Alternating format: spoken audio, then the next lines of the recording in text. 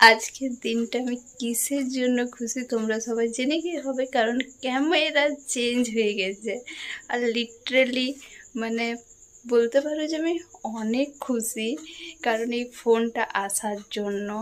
আর আজকে হচ্ছে হ্যাঁ চতুর্থী রাতের বেলায় আমার ফোন পেয়ে গেছে। মানে আমি মনে মনে ভাবছিলাম যে যদি আসে তাহলে একটা শাড়ি পরে শ্যুট করবো, কিন্তু যেন সেই বলে না যে যেটা ঠাকুর ভেবে রেখেছে, আসার কথা ছিল আমার ষষ্ঠীর দিনে, বাট দুদিন আগেই চলে এসেছে। তো এটা হচ্ছে আমার ক্যামেরা। আর তোমাদের ভালোবাসার কারণেই আমি এতটা কিছু করতে পেরেছি। তো তোমরা সবাই সুস্থ থেকো, ভালো থেকো। আর হ্যালো, আমি প্রীতি। নতুন জিনিসের যত্নটা না একটু বেশিই ভালোভাবে নেওয়া হয়। কাল রাতেই তো ফোনটা এসেছিল, আর আজকে সকাল থেকে বেরিয়ে পড়েছি ফোনের গ্লাস আর ব্যাক কভার লাগানোর জন্য।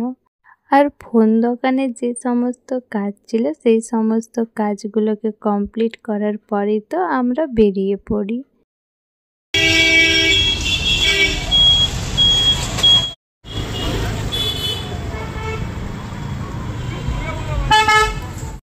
দুর্গা পূজায় এলেই না আমার একটু না বেশি ঘুরু করতে মন করে। আসলে সত্যি কথা বলতে না, আগের বছর দুর্গা পূজার সময় না আমার ভীষণ মন খারাপ ছিল।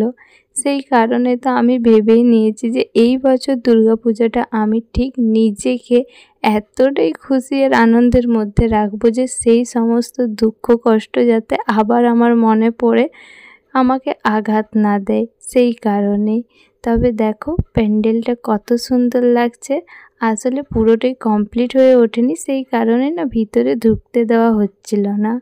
আর দেখো সময় কি পরিবর্তন হতে বেশিক্ষণ সময় লাগে? এই তো মাত্র একটু আগে এত রোদ ছিল আর এতটাই জোরে বৃষ্টি হচ্ছিল যে আমি আর ভাই তো পুরোপুরি ভিজে গেছিলাম।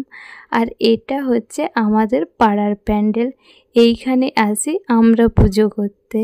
তবে কেমন লাগলো আজকের ভিডিওটা তোমরা অবশ্যই কমেন্ট বক্সে জানিও।